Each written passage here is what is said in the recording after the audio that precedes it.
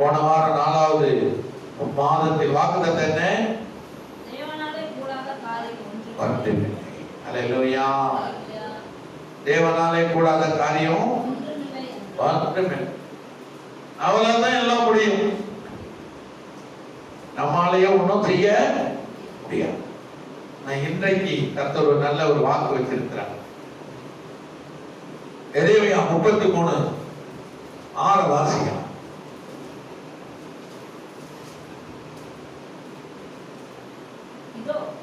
இதோ நான் அவளுக்கு சௌக்கியமும் ஆரோக்கியமும் வரப்பண்ணி அவர்களை குணமாக்கி அவர்களுக்கு பரிபூர்ண சமாதானத்தையும் சத்தியத்தையும் கர்த்தரை மகிமைப்படுத்தும். பிரைஸ் எல்லாம் முதல்ல என்ன சொல்றாரு? சௌக்கியம் வரும். எல்லாம் முடிஞ்ச பிறகு சௌக்கியம் வருங்க. எல்லாம் கொஞ்ச நேரம் தான், கொஞ்ச நேரம் தான். கொஞ்ச நேரத்துல எல்லாம் மாறிடும். இஸ்ரவேல் ஜனம் கொஞ்ச நேரம் செங்கலுக்கு முன்பாக நின்றாங்க. ஆண்டவர் மோசே மூலமா இறங்கி வந்தார். பார்வோன் சேனை அவர்களை துரத்திக் கொண்டிருக்கிறது. ஆனால் கர்த்தர் வழியை திறந்தார். செங்கடலில் வழியை திறந்த பொழுது இஸ்ரவேல் ஜனங்கள் காக்கப்பட்டாங்க. சௌக்கியத்தை தேவன் அவளுக்கு ஏற்படுத்தி கொடுத்தார். ஆண்டவர் உனக்கு எனக்கும் சௌக்கியத்தை கர்த்தர் நிச்சயமாக ஏற்படுத்தி கொடுப்பார். ஏன்னா ஒன்றையும் குறித்து கவலைப்படாமல் ஜெபிப்பாயானால், அல்லேலூயா, ஆண்டவர் சொல்றார், நீ பலப்பட்ட பிறகு உன் சகோதரனுக்காக தேசத்துக்காக என்ன பண்ண? ஜெபம் பண்ண. ஆண்டவர் சொல்றார், முதல்ல சௌக்கியத்தை உனக்கு வர பண்ணுகிறார், இரண்டாவது ஆரோக்கியத்தை உனக்கு வர பண்ணிக்கிறார், மூணாவது உன்னை குணமாக்குகிறார், நாலாவது பரிபூர்ண சமாதானத்தை உனக்கு கொடுக்கிறார், ஐந்தாவது சத்தியத்தினாலே உன்னை நடத்துகிறார். அதான் இயேசு. சௌக்கியம். நம்ம ஒரு நபர் பார்த்து நம்ம கேட்கிறோம். என்ன கேட்கிறோம்? வாங்க பிரதர், வாங்க சிஸ்டர், சௌக்கியமா இருக்கிறீங்களா? அதுக்கு பல வார்த்தை இருக்கு. சுகமா இருக்கிறீங்களா? வெரி ஹாப்பியா? நல்லா இருக்கிறீங்களா? பல வார்த்தை. ஒரு மீனிங் தான். சௌக்கியமா இருக்கிறீங்களா? சுகமா இருக்கிறீங்களா? நலமா இருக்கிறீங்களா? சந்தோஷமா இருக்கிறீங்களா? எல்லாமே ஒரே வார்த்தை தான். அல்லேலூயா. அப்ப நம்ம கர்த்தர் இப்ப நமக்கு என்ன இல்ல? நாட்டுல, தேசத்துல சௌக்கியம் இல்ல. நம்ம நல்லா இருக்கிறோம். மொத்தத்தை அழுகுறாங்க பாருங்க. தாங்க முடியலீங்க, தாங்க முடியல. ரொம்ப கஷ்டமா இருக்கு. இரண்டாவது ஆளை இப்படி வருமானம் நம்ம நினைக்கவே இல்லை. இந்த பேரண்ட்ஸ் எவ்வளவு கஷ்டப்படுவாங்க, கவலைப்படுவாங்க. பார்க்க முடியல. ஆனால் ஆண்டவர் சொன்னாரு, நீ பார்த்த திருக வேண்டும், பார்க்க வேண்டும். அப்பதான் நீ ஜெபிக்க முடியும். நாட்டில் நடக்கிற உபத்திரம் உண்டு. ஆனா என்ன பண்ணுங்க? தினமா ஜெபம் பண்ணு, தினமா காரியத்தை பேச பண்ணு. அப்பதான் வெற்றி உனக்கும் கிடைக்கும், தேசத்துக்கும் கிடைக்கும், நாட்டு மக்களுக்கும் கிடைக்கும். சௌக்கியம் ஒரு மனுஷனுக்கு, ஒரு குடும்பத்துக்கு, ஆரோக்கியம் ஒரு மனிதனுக்கு, ஒரு குடும்பத்திற்கு, குணமாக்குதல் ஒரு மனுஷனுக்கு, பரிபூர்ணம் சமாதானத்தை ஒரு குடும்பத்திற்கு அல்ல தேசத்திற்கு. அஞ்சாவது சொல்றாரு, சத்தியத்தையும் நான் வெளிப்படுத்துவேன். சத்தியம் கர்த்தரிடத்திலிருந்து வருகிறது. அப்ப நான் சத்தியத்தை உனக்கு நான் வெளிப்படுத்துகிறவரா இருக்கிறேன். அதுதான் சொல்றாரு யோவான் புஸ்தகம் 8:32, சத்தியத்தை அறிவீர்கள், சத்தியம் உங்களை. நீங்க சத்தியத்தை அறிகிறதுக்கு ஆள் இருக்காங்களா? சொல்லுங்க. இல்ல. சத்தியத்தை, தேவனுடைய சத்தியம், 1000 சத்தியம் இருக்குது, அதை பத்தி நமக்கு கவலை இல்லை. ஆனா தேவனுடைய சத்தியத்தை அறிந்தார்களானால் அந்த சத்தியமானது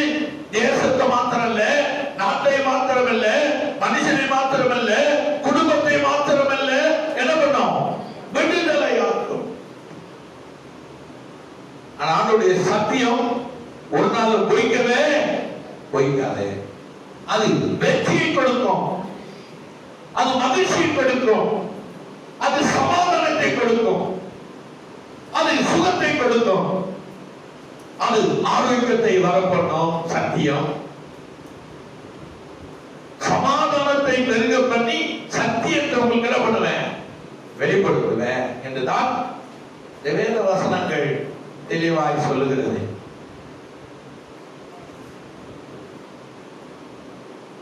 இரண்டாவது சொல்றாரு 1 சாமுவேல் 2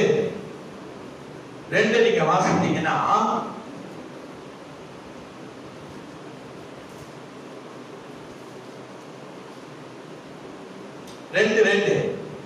கர்த்தரை போல பரிசுத்தம் உள்ளவர் இல்லை. ஏன்னா அந்த சத்தியமான உங்களை விடுதலை ஆக்குகிறது. பரிசுத்தமான உள்ள சத்தியம். 1 சாமுவேல் 2 கர்த்தரை போல பரிசுத்தம் உள்ளவர் இல்லை, உம்மை அல்லாமல் வேறு ஒருவரும் இல்லை,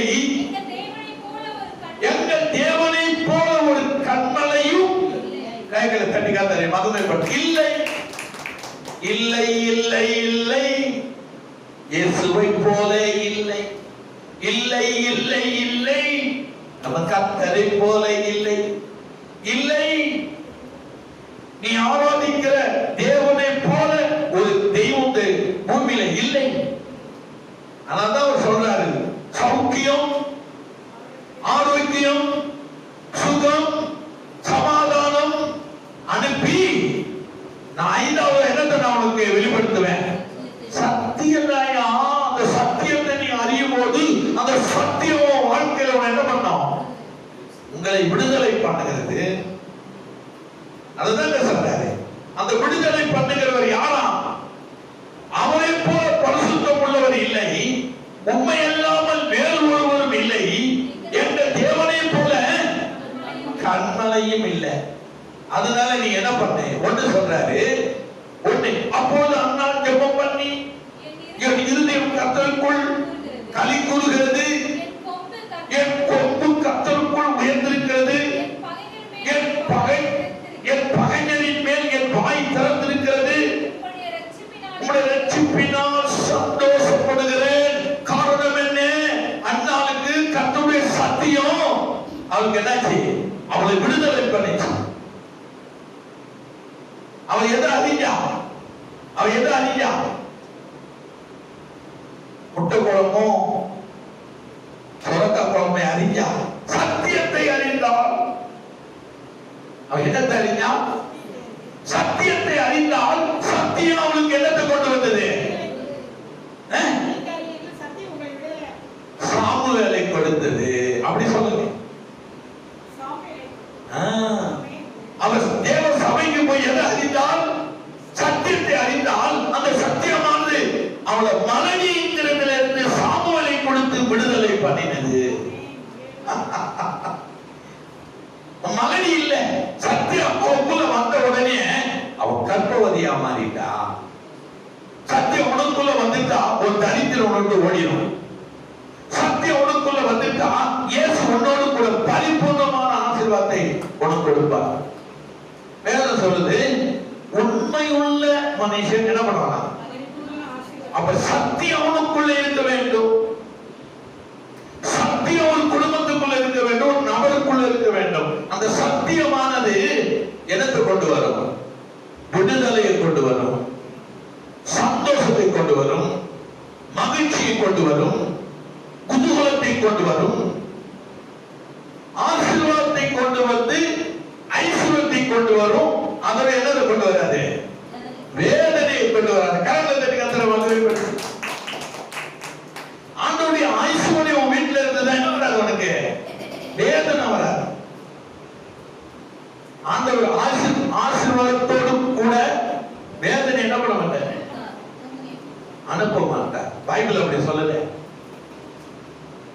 ஆனால்தான் ஒண்ணுல சொல்றாரு, ஒண்ணு சொன்னா, அப்போது அன்னாள் ஜெபம் பண்ணி என் இருதயம் கர்த்தருக்குள் களி கூறுகிறது. ஒண்ணு, என் கொம்பு கர்த்தருக்குள் உயர்ந்திருக்கிறது. 2, என் பகைஞரின் மேல் என் வாய் திறந்திருக்கிறது. 3 உம்முடைய ரட்சிப்பினால் நான் எப்போதும் சந்தோஷப்படுகிறேன். காரணம் என்ன? நான் சத்தியத்தை அறிஞ்சேன். சத்தியம் என்னாச்சு? என்ன கொடுத்தது? சத்தியம் எனக்கு சௌக்கியத்தை கொடுத்திருக்கு. என்ன கொடுத்திருக்கு? ஆரோக்கியத்தை கொடுத்திருக்குது. அது என்ன கொடுத்திருக்குது? என்னை குணமாக்கி இருக்கிறது. 4வது என்ன பண்ணிருக்கிறது? எனக்கு சமாதானத்தை கொடுத்திருக்கிறது. இந்த சத்தியமானது இல்லைன்னா நான்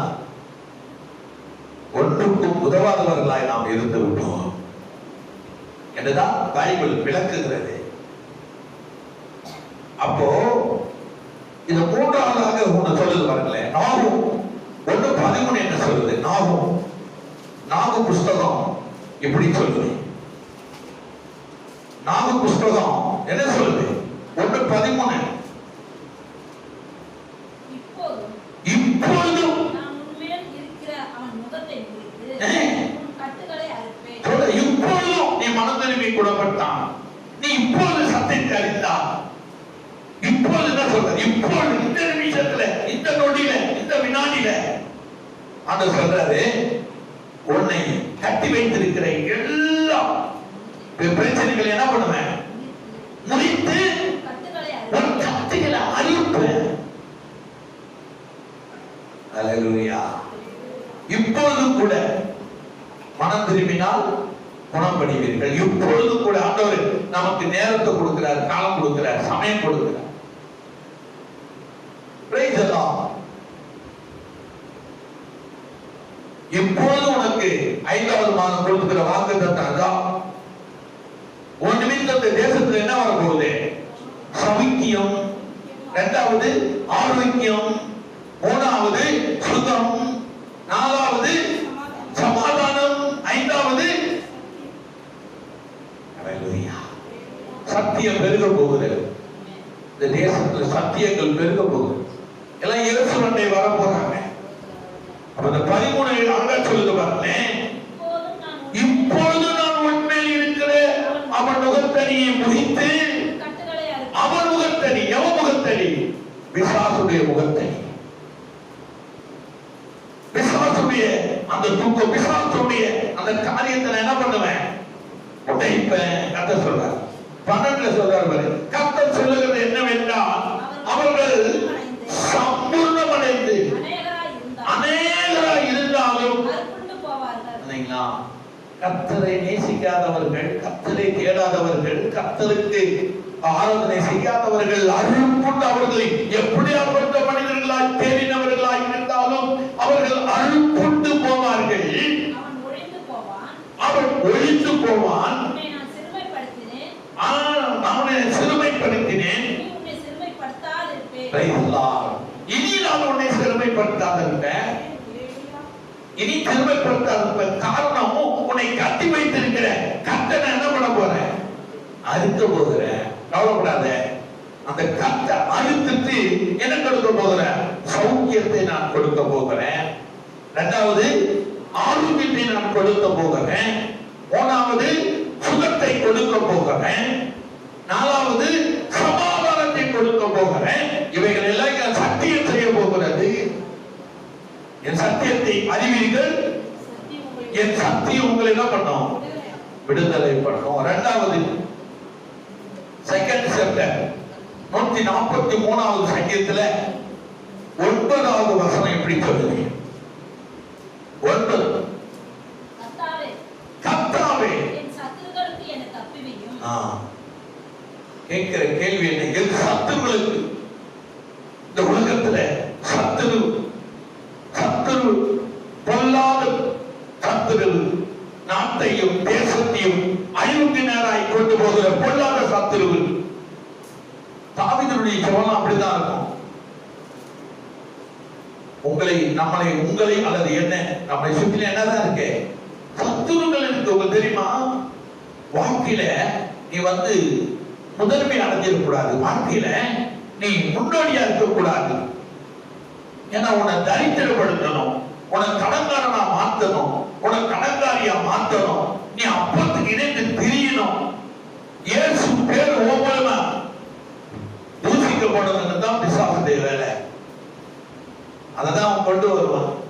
அதுக்கு எப்படியாவது சிக்கல்ல ஒண்ண மாட்டி விட்டுருவான். அதில் நீங்க ஜாக்கிரதையா இருக்கணும். ரொம்ப மாட்டி விட்டுருவான் பாருங்க. ஆனா நான் கடன் வாங்குறதே இல்லை. நல்ல வழிபட்டு சொல்றேன். இன்னைக்கு 1000 ரூபாய் கடன் வாங்குவோம், நாளைக்கு 2000 ரூபாய் கடன் வாங்குவோம், அப்புறம் 5000 ரூபாய் கடன் வாங்குவோம், அப்புறம் 10000 ரூபாய் கடன் வாங்குவோம், 1 லட்சம் ரூபாய் கடன் வாங்குவோம். டிவியில ஒரு மனுஷன் 5 லட்சம் ரூபாய் கடன் வாங்கினாரு ஃபேமிலிக்காக. ஆனா கொடுக்க முடியல. ஆனா அவர் அப்பா என்ன பண்ணிட்டாரு, அந்த 5 லட்சத்தை அடைச்சிட்டாரு. சரி மகனை பெற்றுட்டேனே நான் சிறப்பா நினைச்சிட்டாரு. மறுபடியும் என்ன பண்ணிட்டான், 1 லட்சம் ரூபாய் கடன் வாங்கிட்டான். அதை திரும்பி செலுத்த முடியல. அந்த கடன் கொடுத்த அசாமி அவனை ரொம்ப தொந்தரவு செய்து கொண்டிருந்தபடினா அவன் மைண்ட் கெட்டு போய் என்னாச்சு, 2 குழந்தைய வெட்டிட்டு மனைவி வெட்டிட்டு ஓடி ட்ரெயின் கொண்டாக விழுந்து செத்து போகலாம் என்று ஓடினா அந்த மனம் மாறிட்டு நான் ஏன் சாகணும் என்று ஓடி ஒளிந்து கொண்டான். வீட்டுக்குள்ள பிள்ளைங்க மனைவி செத்து கிடக்கிறாங்க. அது எதனால வந்தது? அந்த மரணம் கடனால வந்தது.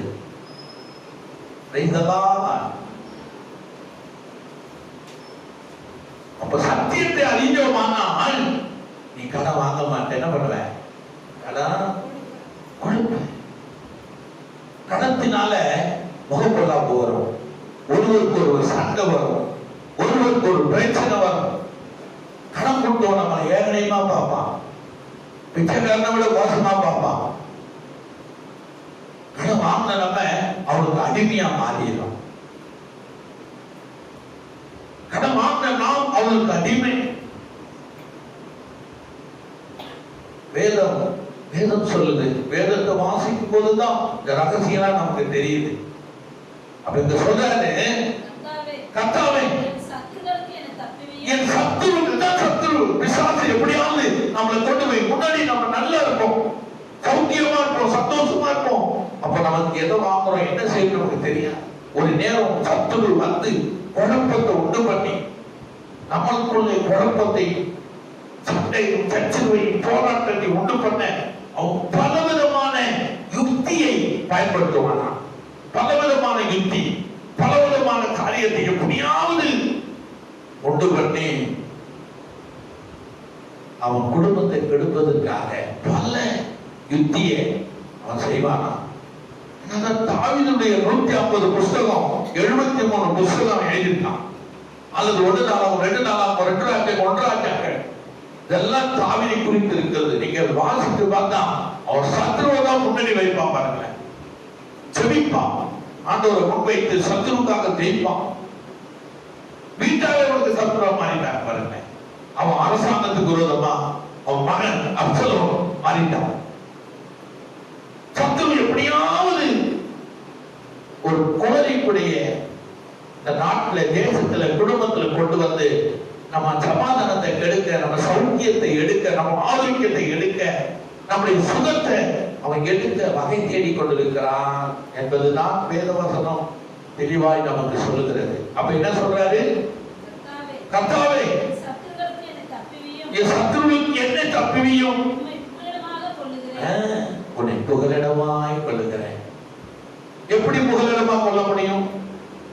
எப்படி அவரை இயேசு புகலிடமாய் கொள்ள முடியும்? அதான் சொல்லியிருக்காங்க தாவீது சங்கீதம் 16:8 நான் கர்த்தரையே எப்போது என்ன பண்றேன், அதான் புகலிடம். வேற எதையும் நான் வைக்கணும் வெப்பதில்லை. நான் வேற எதையும் அதான் புகலிடம்.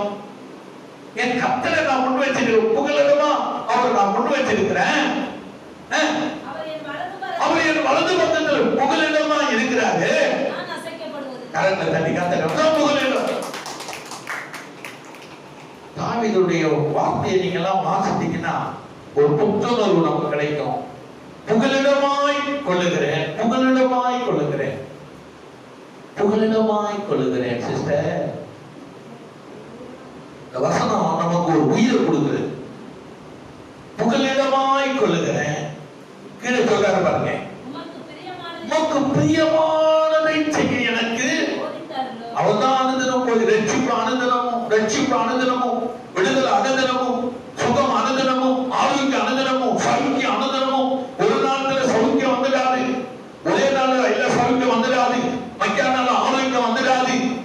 நாள் சுகம் வந்துடாது, மறுநாள் சமாதானம் வந்துடாது.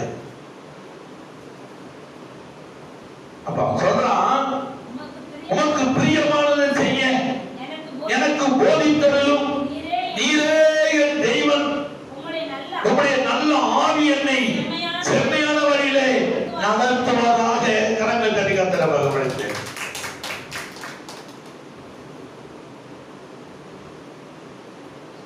ஆண்டவர் நமக்கு சௌக்கியத்தையும் ஆரோக்கியத்தையும் சுகத்தையும் சமாதானத்தை அருளுகிற தேவன் என்றுதான் வேதம் சொல்லுகிறது.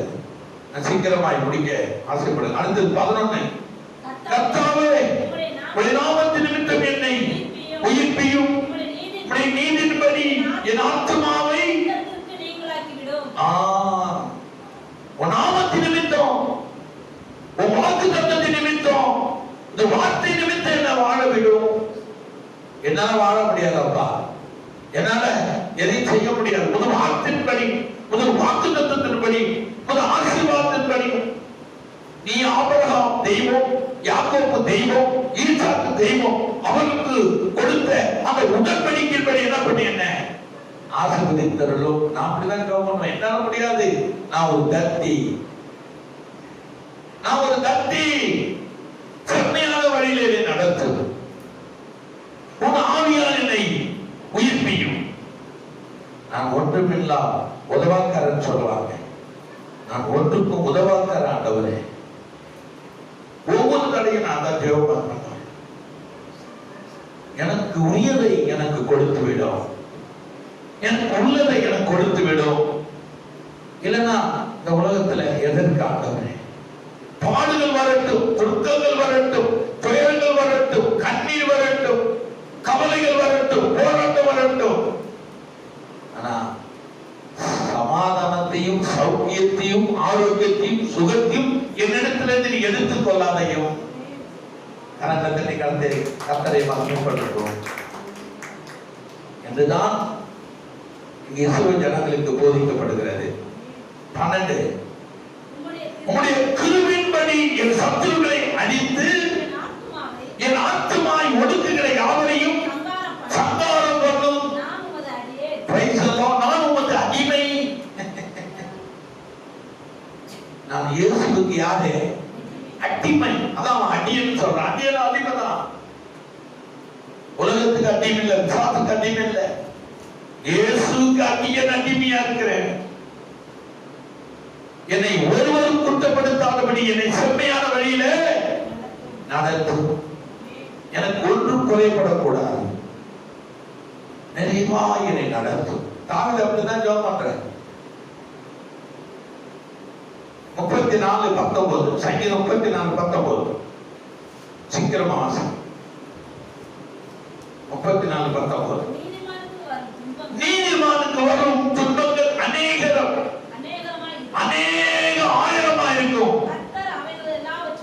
கர்த்தர் அவைகள் எல்லாவற்றிலும் நின்று அவர் என்ன பண்றாரு? சத்தியத்தை நீ அறிவாயானால் உன்னை விடுவிக்கிறவராக இருக்கிறார். சத்தியத்தை அறிய வேண்டும். சத்தியம் தான் உன்னை விடுதலையாக்கும். எந்த மனுஷனும் நம்மளை விடுதலை பண்ண முடியாது என்றுதான் பைபிள் சொல்லுது. ஏசியா 26:13 சொல்லுது. ஏசியா 26:13 ஏசியா 26:13 எல்லாம் அழகா சொல்றான் பாருங்க தீர்க்கதரிசி. எங்க தேவனாகிய கர்த்தாவே, உம்மை அல்லாமல் வேறு ஆண்டவமார்க்கு எங்களை ஆண்டார்கள். இனி உம்மை மாத்திரம் சார்ந்து உம்முடைய நாமத்தை கரங்களை தட்டி கர்த்தரை மகிமைப்படுத்துங்க. எவ்வளவு அழகாய் இந்த வசனம் சொல்லுது. 3வது வசனம் சொல்லுது பாருங்க. 3 சொல்லுது. 26:3 உம்மை உறுதியாய் பற்றி கொண்ட மனதுடையவன் உம்மையே நம்பியிருக்கிறபடியால் நீர் அவனை பூர்ண சமாதானத்துடன் ஒன்று குறைபடாதுங்க. ஒன்றுக்கு நீ அனைத்து தேடி ஓடுவதில்லை. பூர்ண சமாதானம் எப்படி வரும்? எல்லாம் உன் கைக்குள்ள இருந்தாதான் வரும். தேவன் கொடுக்கிற சமாதானம், தேவன் கொடுக்கிற சந்தோஷம், தேவன் கொடுக்கிற ஆரோக்கியம், தேவன் கொடுக்கிற சௌக்கியம், தேவன் கொடுக்கிற சுகம் உன்னிடத்தில் இருக்குமானால் சத்தியத்தை அறியும் போது இவைகள் எல்லாம் நமக்கு கூட வருகிறது. மறுபடியும் நம்ம மூணாம் வாசிங்க. உம்மை உறுதியாய் எப்படி இருக்கணுமா? உறுதியாய் பற்றிக் கொள்ள வேண்டும். உறுதியாய் உறுதி வேணும். மன உறுதி வேணும், மன நம்பிக்கை வேணும், மன தைரியம் வேணும். எதையும் பேஸ் பண்ண வேண்டிய மன தைரியம், மன உறுதி, மன நம்பிக்கை நமக்குள்ள இருந்தா எவரிதிங் எல்லாத்தையும் நம்ம பேஸ் பண்ணலாம். கர்த்தருடைய சத்தியம் நமக்குள்ள இருந்தா எதை நம்ம என்ன பண்ணலாம்? பேஸ் பண்ணலாம். ஆண்டவர் அதுக்கு நம்ம உதவி செய்வார் என்பதுதான் வேத வசனம். உறுதியாய் பற்றிக் கொண்ட மனதுடையவன் உமையே நம்பி இருக்கிறபடியா நீர் அவனை பூர்ண சமாதானத்துடன் எப்படி காத்துக் கொள்வாரா? பூர்ண, அதுல என்ன சொல்றது? பரிபூர்ண சமாதானத்தினால், பரிபூர்ண சமாதானத்தையும் சத்தியத்தையும் நான் வெளிப்படுத்துவேன். இந்த பூர்ண சமாதானம், அங்க பரிபூர்ண சமாதானம், ரெண்டும் ஒண்ணுதான். பூர்ணமா இருக்கும், ஒன்றும் குறைபடாது, ஒன்றும் குறைபடாது, ஒன்றும் குறைபடாது. குறைபட்டா எதற்கு ஆண்டவரே? எதற்கு? ஆண்டவர் நேரங்களை வச்சிருப்பாரு. அது வரையும் தான் வாழ்நாள் முழுதுமா வேதனையும் துக்கமும் துயரமும். அப்படி பைபிள் இல்லையே. கொஞ்ச காலம் துயரம், கொஞ்ச நாளும் கண்ணீர், கொஞ்ச நாளும் பசி, கொஞ்ச நாளும் பட்டினி, அப்புறம் ஆண்டவர் கொடுக்கிறதா தானே இருக்குது. வேதம் அப்படித்தானே சொல்லுது. கொஞ்ச காலம் பாட அனுபவிக்கிற உங்களுக்கு எங்க சொல்லுது? எங்க சொல்லுது? ஒரு வசனம் சொல்லுது, எனக்கு நினைவுக்கு வருது. வெளிப்படுத்தின விசேஷம் 2:10 சொல்றாரு பாருங்க. 2:10 வாசிங்க. நீ படப்போகிற பாடுகளை குறித்து எவ்வளவும் பயப்படாதே. நீங்கள் சோதிக்கப்படும் பொருட்டாக, இதோ சோதிக்கப்படும் பொருட்டாக பிசாசு அவன் சிலரை காவலில் போடுவான். 10 நாள் உபத்திரவப்படுவான். எத்தனை நாளுங்க? 10 நாளுங்க. வாழ்நாள் முழுதுமா? சாகுற வரையுமா? இல்லைங்க, கிடையாதுங்க. என் அன்பு சகோதரிகளே, இல்லைன்னு நான் சொல்லுவேன். கொஞ்ச காலம் தான். பசி, பட்டினி, வேதனை, தூக்கம், துயரம், சௌக்கியத்தையும் ஆரோக்கியத்தையும் சுகத்தையும் சமாதானத்தையும் கொடுக்கிற தேவன் உன்னோடு கூட இருக்கிறார் என்பதை மறந்து விடாத. கொஞ்ச காலம் பாடு அனுபவிக்கிற உனக்கு 10 நாள் உபத்திரப்படுவீர்கள். ஆகிலும் மரணம் பரிந்து உண்மையாயிரு. அப்போது ஜீவத்தில் உனக்கு ஒன்று கரங்க தெரிகிறது. மரண பரியந்தம் ஜீவத்திலிருந்து நான் உனக்கு கொடுக்க உன் தேவனாகிய கர்த்தரா இருக்கிறேன் ஆண்டவர் சொல்றார். அப்போ என்ன சமாதானமா? பூரண சமாதானத்தை உனக்கு கொடுப்பாரா? 1வது வசனம் சொல்லுது, அக்காலத்திலே யூத தேசத்திலே பாடப்படும் பாட்டாவது பெறனாகிய நரகம் நமக்கு உண்டு. ரட்சிப்பையே அதற்கு மதிலும் அரணமாக ஏற்படுத்துவான். ரட்சிப்பையே உன் வீட்டுக்கு என்ன இருக்குமா? மதில் இருக்கும். நீ ஜெபம் பண்ணணும், சோத்திரம் பண்ணணும், ஆராதிக்கணும். ஒன்றும் குறைபடாதுங்க. Praise the Lord. Hallelujah.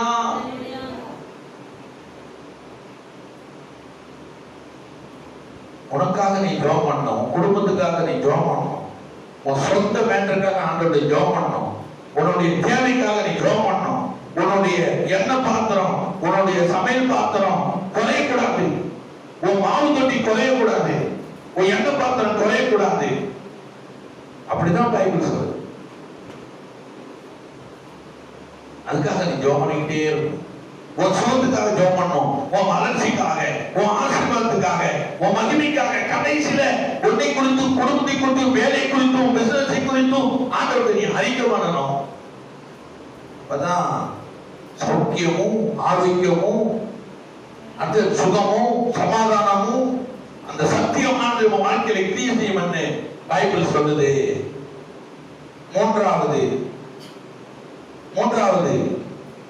பேச போறாரு கர்த்தர். 1 சாமுவேல் 2:3-4 வாசிங்க. இனி மேட்டிமையான பேச்சை பேசாதே. இனி மேட்டிமையான பேச்சு வேண்டாம். ஆண்டவருடைய சத்தியத்தை அறியுங்கள். சத்தியம் உங்களுடைய சௌக்கியத்தை கொண்டு வரும், ஆரோக்கியத்தை கொண்டு வரும், மகிமையை கொண்டு வரும், கனத்தை கொண்டு வரும், ஆசீர்வாதத்தை கொண்டு வரும், ஐஸ்வர்யத்தை கொண்டு வரும், சுகத்தை கொண்டு வரும்.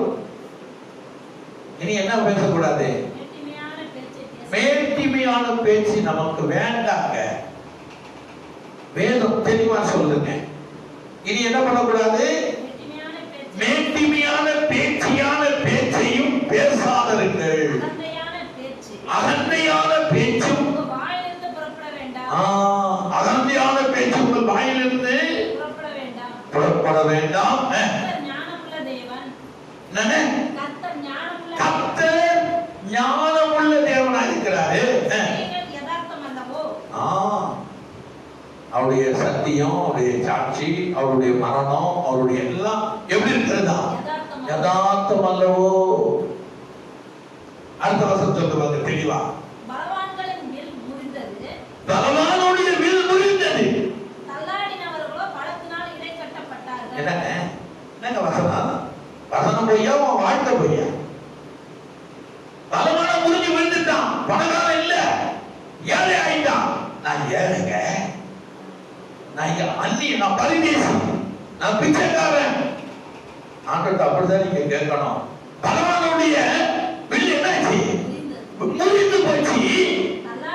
தள்ளாடினா நீ என்ன பண்ணோம்? பலத்தினால் இடை கட்டப்பட்டார்கள். நான் பலத்தினால் இடை கட்டப்பட்ட கரங்களை கத்தனை மகிமைப்படுத்து. நாளைக்கு என்ன செய்வேன், நாளைக்கு என்ன செய்வேன்? அதுக்கு எதுக்கு நமக்கு இயேசு? எதுக்கு ஜெபம்? எதுக்கு உபவாசம்? யோசனை பண்ணி பாருங்க. ஹலோ, அப்படிதான் பைபிள்ல வாழ்ந்துருக்காங்க. சொல்றாரு, பலவான் முறிஞ்சு விழுந்துட்டான், பரிதேசினா, ஒன்றுமில்லாதவன், பலனற்று கிடந்தவன் என்ன செய்வோம்? பலத்தான பெற்ற இடை கட்டிட்ட. இரண்டாவது, திருப்தியா இருந்தவர்கள் அப்பதுக்காக நீங்க கூலி வேலை செய்யற ஆட்களை நான் பார்க்கிறேன். அப்பதுக்காக கடந்த ஆண்டு பத்தியே பேசிருக்காங்க. நான் அப்படி, என் குடும்பம் அப்படி. ஆனா இன்னைக்கு அப்பத்துக்காக கூலி வேலை செஞ்சு சாப்பிடுற அளவுக்கு தள்ளப்பட்டாங்க. காரணம் என்ன? மேட்டிமையான பேச்சு, அகந்தையான வார்த்தை. பேச்சினாலையும் அகந்த வார்த்தையினாலும் மனுஷன் கீழே விழுந்துட்டான். அவன் வீடு முடிந்து போயிடுச்சு. சோத்துக்காக நீங்க வேலை செஞ்சு பொழைச்சிட்டு இருக்கிறான் நாட்டுல. ஆனா அந்த வருஷத்துல என்ன சொல்லுது?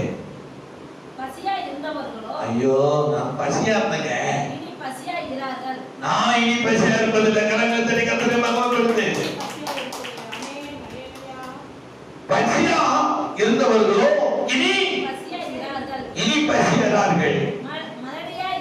மலடியா இருந்தவர் 7 குழந்தையை பெற்றால், அநேக பிள்ளைகளை பெற்றவளோ பல லட்சமா ஆயிட்டா. பிள்ளைகளா எந்த பிரயோஜனமும் இல்லை, வெளியில தூக்கி போட்டாங்க. 7 பிள்ளை பெற்றவளோ என்ன கிடைச்சது? அவனுக்கு பரிபூர்ண ஆசீர்வாதம் கிடைச்சது. அதான் 7 அங்க முடிக்குது. கர்த்தர் நம்பிக்கை ஆண்டவள் 7 பிள்ளைகள் பெற்றானா என்ன காட்டுது? பரிபூர்ண ஆசீர்வாதத்தினால அண்ணால ஆண்டவர் ஆசீர்வதிச்சாரு. ஏன்னா அவன் நம்பிக்கை கர்த்தர் மீது இருந்தது. பல பிள்ளைகளை பெற்றவளோ, பல காரியத்தை ஆசீர்வதிக்கப்பட்டவளோ அலைச்சப்பட்டு தூக்கி எறியப்பட்டார். காரணம் மேட்டிமையான பேச்சு, அகந்தையான பேச்சு. அவளை தூக்கி எறியப்பட்டார், தள்ளப்பட்டார். ஓ மைலோ, ஆண்டவருடைய வேத வார்த்தை நம்மள அகந்தையான பேச்சு, மேட்டிமையான பேச்சு ஒரு காலத்துல நம்மள குப்பையில தள்ளிடுங்க. வேதவசனம் தெளிவா சொல்லுது பாருங்க. அதனாலதான் எரேமியா புஸ்தகத்துல 15:16 சொல்லுது. சீக்கிரமா வாசிங்க. எரேமியா புஸ்தகம் 16 15 உம்முடைய வார்த்தை 15 16 நம்முடைய வார்த்தைகள் கிடைத்த உடனே அவைகளை உள்கொண்டேன். உம்முடைய வார்த்தைகள் எனக்கு சந்தோஷமும் என் இதயத்துக்கு மகிழ்ச்சியுமாய் இருந்தது.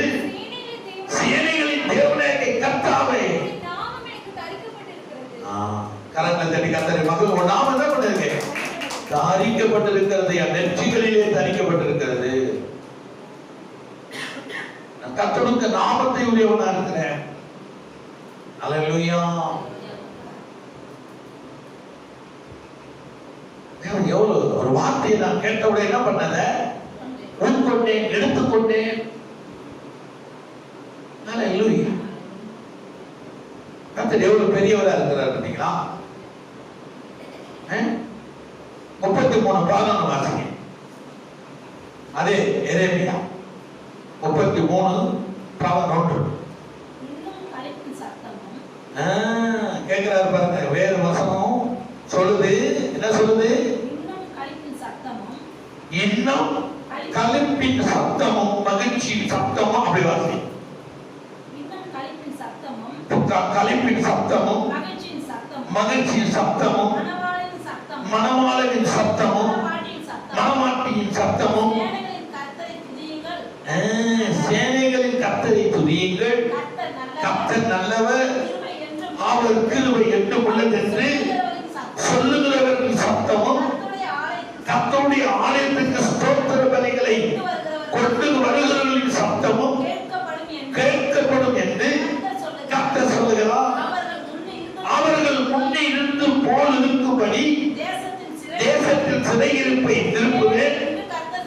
ஓ, கரங்களை தட்டி கர்த்தரை மகிமைப்படுத்துங்க. முன்னிருந்தும்படி உன்னை திராட்சை தோட்டத்தை போலவும் மாதுளை பழத்தை போலவும் நான் உன்னை மாற்றுவேன். எப்பொழுது? சத்தியத்தை அறியும் பொழுது, துதிக்கும் பொழுது. சொல்றாரு மறுபடியும், இன்னும் களிப்பின் சத்தம், மகிழ்ச்சியின் சத்தம், மணவாளனின் சத்தமும் மணவாட்டியின் சத்தமும், சேனைகளின் கர்த்தரை துதிக்கும் சத்தமும், கர்த்தர் நல்லவர், கிருபை என்றும் உள்ளது என்று சொல்லுகிறவர்கள் சத்தமும் சத்தமும் கேட்கப்படும். கர்த்தர் சொல்லுகிறார்,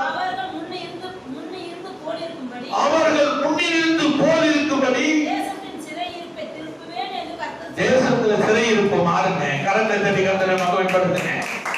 தேசத்துல சிறையிருப்பு மாறும், நாட்டுல சிறையிருப்பு மாறும், நம்ம குடும்பத்துல சிறையிருப்பு மாறும்.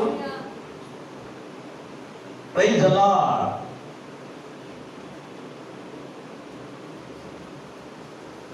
ஆண்டவர் என்ன சொல்றாரு? இதோ நான் உங்களுக்கு சௌக்கியமும் ஆரோக்கியமும் வர பண்ணி அவர்களை குணமாக்கி அவர்களுக்கு பரிபூரண சமாதானத்தையும் கொடுத்து சத்தியத்தில் இதெல்லாம் எது செய்து? என் சத்தியம் அதை செய்து கொண்டிருக்கிறது. என் சத்தியத்தை நீங்கள் அனுப்பும்போது அது உங்களுக்கு கிருபையை கொண்டு வரும். யோவான் 15:10 வாசிங்க. புதிய ஏற்பாடு லாஸ்ட் வாக்குத்தத்தம். நான் என் பிதாவின் கற்பனைகளை கைக்கொண்டு அவருடைய அன்பிலே நான் நிலைத்திருக்கிறது போல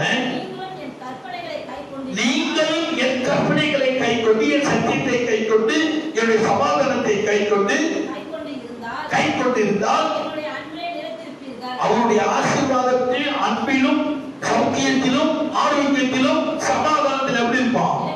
நிலைத்திருப்பீர்கள். 11 என்னுடைய சந்தோஷம் உங்களில் நிலைத்திருக்கும்படிக்கும், உங்கள் சந்தோஷம் நிறைவாய் இருக்கும்படிக்கும் இவைகளை உங்களுக்கு சொன்னேன். இதுல 2 சொல்றாரு, 2 காரியங்கள் எழுதப்பட்டிருக்கிறது. ஒரு காரியம் என்ன? என்னுடைய சந்தோஷம் உங்களில் நிலைத்திருக்கும்படிக்கு. இதான் கிருபை. நமக்கு ஒரு சந்தோஷத்தை கர்த்தர் வச்சிருக்கிறாரு. அதுதான் அந்த உலக ஆசீர்வாதத்தின் சந்தோஷம். அல்லேலூயா.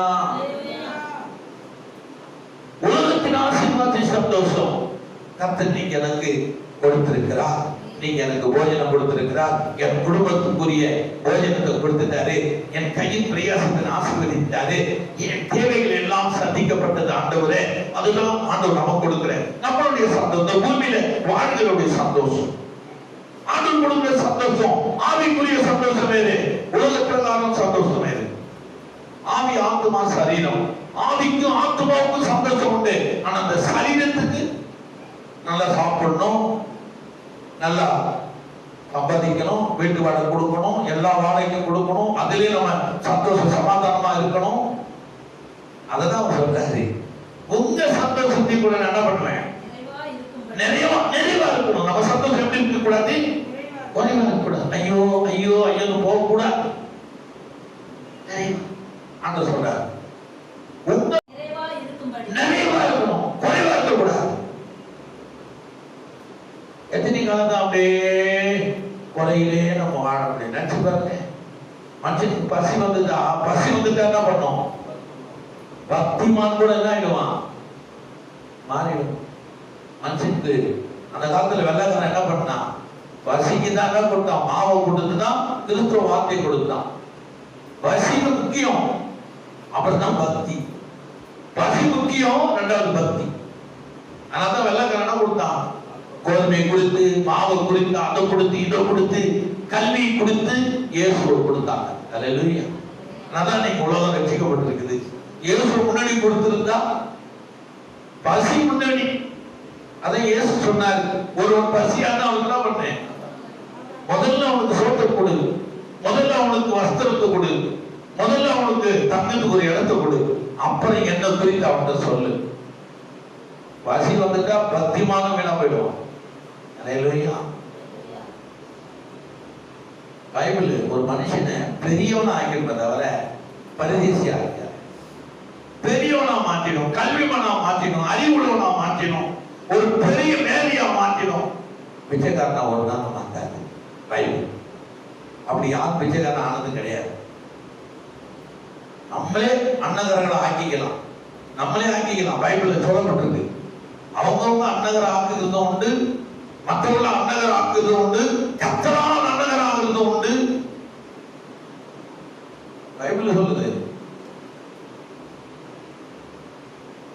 பைபிள் நம்மளை உயரத்தான் வைக்க ஆசைப்படுது.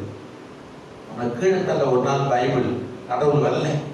அதுக்கு எதுக்கு அவள் ஜீவனம் கொடுக்கணும், அவள் எடுத்து ரத்தம் நின்றணும், அவள் எடுத்து தரித்திர ஆகணும். ஏன் தரித்திர ஆனாரு சொல்லுங்க. நம்மள ஐஸ்வர்யனா மாற்றுவதற்கு தான் அவர் தரித்திரமானாரு. அவர் தரித்திரம் ஆனதற்கு நான் ஐஸ்வர்யனா இருக்கணும், அப்பதான் அவர் தரித்திரம் ஆயிருக்கிறாரு. அதான் சாட்சி. அவரும் தரித்திரம், நானும் தரித்திரம், சபையும் தரித்திரம், ஒண்ணுமே இல்லை. எல்லாம் தரித்திரம். தரித்திரம்னா எதுக்கு ஏசியா தரித்திரமானாரு, ஏன் அவர் ரத்தம் செஞ்சினாரு, ஏன் அவர் காயப்பட்டாரு. நம்ம ஐஸ்வர்யனா இருப்பதற்கு தான் அவன் தரித்திரனாரு, நம்ம ஆசீர்வாதமா இருக்கிறது தான் அவரு தரித்திரமானாரு. அப்படின்னு பைபிள் சொல்லுது. எனக்கு அன்பான தேவனுடைய பிள்ளைகளே, அப்போ 11 என்ன சொல்லுது, என்னுடைய சந்தோஷம் உங்களில் நிலைத்திருக்கணும். என் சந்தோஷம் உங்களில் நிலைத்திருக்கணும். உங்க சந்தோஷம் எப்படி இருக்கணும், அப்பதான் இயேசு சந்தோஷத்தோடு நம்ம இருக்க முடியும். நம்ம சந்தோஷம் நிறைவா இருப்பாங்க. இவைகளை நான் உங்களுக்கு சொன்னேன். ஒரு சந்தோஷம் பூமியில என்ன பண்ணணும், நிறைவா இருக்கணும். அதுக்குதான் நான் உனக்காக ஜீவனை கொடுத்தேன். நான் தரித்திரனான புத்திமான் பலவான். அல்லேலூயா. சொல்லித்தான் அடுத்த வசனம் 16 சொல்ற. 16 வசனம், நீங்கள் என்னை தெரிந்து கொள்ளவில்லை, நான் உங்களை தெரிந்து கொண்டேன். நீங்கள் என் நாமத்தினாலே பிதாவை கேட்டுக்கொள்வது எதுவோ அதை அவர் உங்களுக்கு கொடுக்கத்தக்கதாக நீங்கள் போய் கனி கொடுக்கும்படிக்கு, உங்கள் கனி நிலைத்திருக்கும்படிக்கும் நான் உங்களை ஏற்படுத்தினேன். பார்த்தீங்களா, நம்ம கனி எப்படி இருக்கணுமா, நிலைத்திருக்கணும். 151. நீங்க ஒரு ஆள் என்கிட்ட இருக்கிறானா 2 பேரு 3 பேரு 4 பேரு 5 பேரு தான் பிசினஸ். கர்த்தர் கொடுக்கிற ஆசீர்வாதம். பிசாசு தரித்திரத்தை தான் கொடுப்பான், கடத்தை தான் கொடுப்பான். ஆனா ஆண்டவர் ஒரு நாள் நம்ம தரித்திரமாய் மாற்ற மாட்டேன். மாற்றுகிற தேவன் அல்ல. பைபிள் சொல்லுது, நான் எதற்கு இயேசு என்னை தெரிந்து கொண்டான்? அவர்தான் சொல்றாரு, நீங்கள் என்னை தெரிந்து கொள்ளவில்லை, நான் உங்களை தெரிந்து கொண்டேன். நீங்கள் என் நாமத்தினாலே பிதாவை கேட்டுக்கொள்வது எதுவோ அதை அவர் உங்களுக்கு கொடுக்கத்தக்கதாக நீங்கள் போய் கனி கொடுக்கும்படிக்கு, உங்கள் கனி நிலைத்திருக்கும்படிக்கும் நான் உங்களை ஏற்படுத்தினேன். கனி கொடுக்கதான் நம்மளை ஏற்படுத்தினாரு.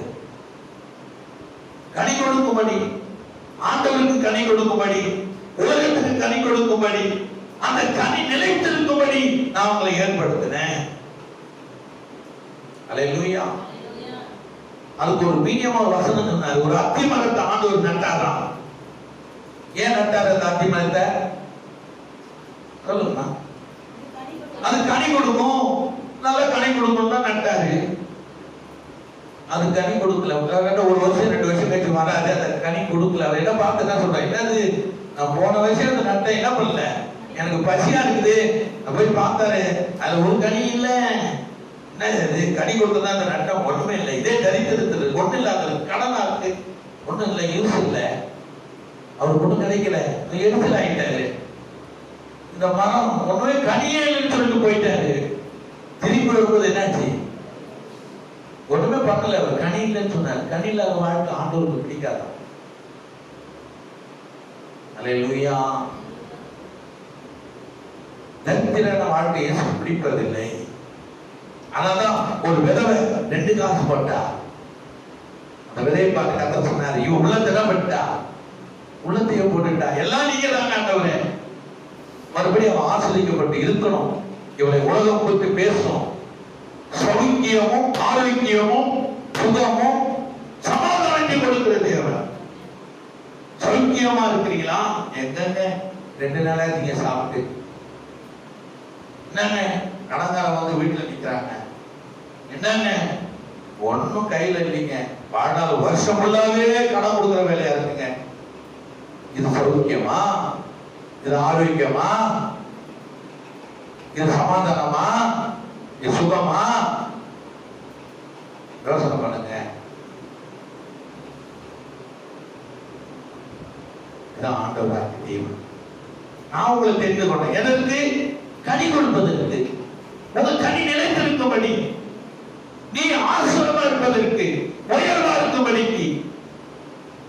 நீங்கள் மலை மீது இருக்கிற பட்டினங்க, பட்டினம் வேதம் சொல்லுது. சங்கீதம் 128 1-2 சொல்றாரு பாருங்க. 1-2 சொல்லுது பாருங்களேன். என்ன சொல்லுது? கர்த்தருக்கு பயந்து அவர் வழிகளில் நடக்கிறவன் எவனோ அவன்தான் பாக்கியவான். கைகளின் பிரியாசத்தை நீ சாப்பிடுவாய். அவர்தாங்க சொல்றாரு, உனக்கு எங்க இருக்கும்? வாய்க்கு இருக்கும். 2வது என்ன இருக்கு? நன்மை உண்டா இருக்கும். நன்மைனா ஆசீர்வாதம், உலக ஆசீர்வாதம். வாய்க்கை கத்துறது உலக ஆசீர்வாதம் நிறைய இருக்கும். பைபிள் சொல்லு. எனக்கு அன்பான தேவனுடைய பிள்ளைகளே, அப்போ இதோ நான் அவர்களுக்கு சௌக்கியமும் ஆரோக்கியமும் வரப்பண்ணி அவர்களை குணமாக்கி அவர்களுக்கு பரிபூர்ண சமாதானத்தையும் கொடுத்து என் சத்தியத்தையும் அவர்களுக்கு வெளிப்படுத்துவேன். என் சத்தியம் அவங்க என்ன பண்ணோம்? இதான் வாக்கு தத்துவம். 5வது மாதத்தில் வாக்கு தத்துவம். நான் ஆண்டவர்கிட்ட அப்படித்தான் கேட்பேன். இன்ன வரையும் அப்படித்தான் கேட்டுட்டு இருக்கிறேன். உலகத்துக்காக ஜெபிப்பேன், எல்லாருக்காக ஜெபிப்பேன். கடைசியில என்னையும் ஆசீர்வதி, என்னையும் தழைக்க பண்ணும், என்னையும் தழைக்க பண்ணும். ஆண்டவர் அந்நியர்கள் தழைக்க பண்ணியிருக்கிறார். ஏன் தெரியுமா? இஸ்ரவேல் ஜனங்களுக்கு ஹெல்ப் பண்ணதுனால அந்நியர்களை கர்த்தர் என்ன பண்ணலாம்? தழைக்க. ஒரு வசனத்தை நான் சொல்லி முடிக்கிறேன். கர்த்தருக்கு ஸ்தோத்திரம். யாத்திராகமம் 1:19.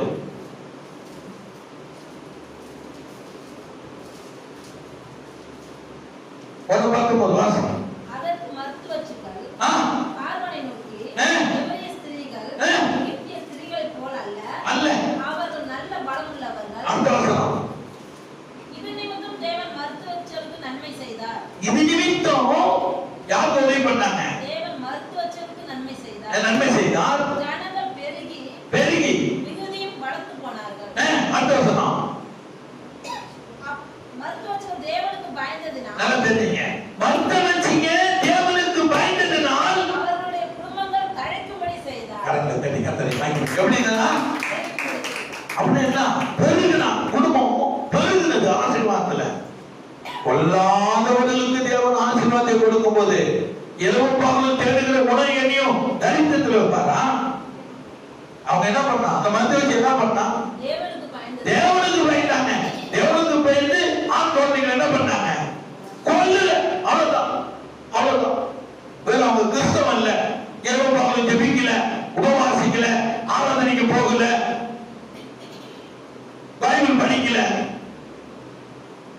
அப்ப கர்த்தருக்கு பயந்ததுனால மருத்துவ குடும்பத்தை கர்த்தர் என்ன பண்ணாரா? தழைக்கும்படி செய்தார். தழைக்கும்படி. தழைக்கா தொழுத்தம். அப்படியே நம்ம கர்த்தருக்கு பயப்படலைங்க. அதனால நம்ம தழைக்காம அப்படியே இருந்த வீட்டுல உட்கார்ந்து இருக்கிற மாதிரி நம்ம உட்கார்ந்து இருக்கிறோம்.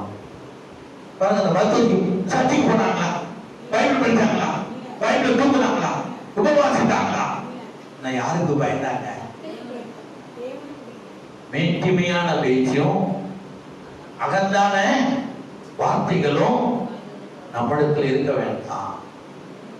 அது தரித்திரத்தையும் மரணத்தையும் துக்கத்தையும் கொண்டு வரணும் பைபிள் சொல்லுது. நமக்குள்ள என்ன இருக்கக்கூடாது? மேட்டிமையான பேச்சும் அகந்தையான பேச்சு உங்கள் வாயிலிருந்து புறப்பட வேண்டும். வாயிலிருந்து புறப்பட வேண்டாம். கர்த்தர் ஞானமுள்ள தேவன். கர்த்தர் ஞானம் உள்ள தெய்வங்க. அவர் பார்த்துட்டே இருக்கிறாரு. ஞானம் உள்ள தெய்வம். அவர் செய்கைகள் யதார்த்தம் அல்லவோ? அவர் செய்கைகள் யதார்த்தமா செய்து போயிட்டே இருப்பார். யதார்த்தமா இருக்க அந்த மற்றவர்களுக்கு செய்த ஆசீர்வாதம் யதார்த்தம். பயந்தாங்க, தலைக்க பண்ணினா இந்த குடும்பம் அப்படியே தலைக்கலாம். நம்ம ஏன் அப்படி இருக்கிறோம்? கர்த்தருக்கு நம்ம பயப்படுறது இல்லை. ஜெபம் பண்றோம், ஸ்தோத்திரம் பண்றோம், ஜெபத்துக்கு வாரோம்.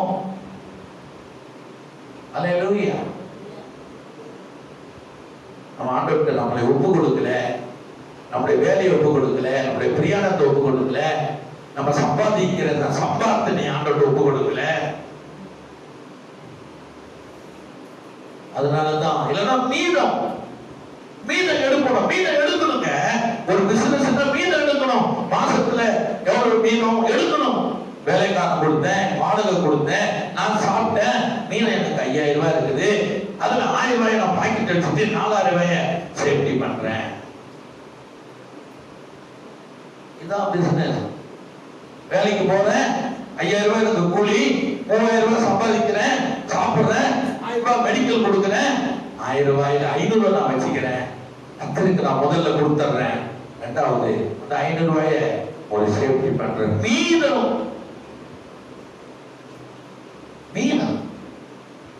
அதான் சௌக்கியம். ரெண்டாவது, மூணாவது குணம், நாலாவது அந்த சத்தியம் உன்னை வெளிப்படுத்துறாரு. நம்ம ஜெபம்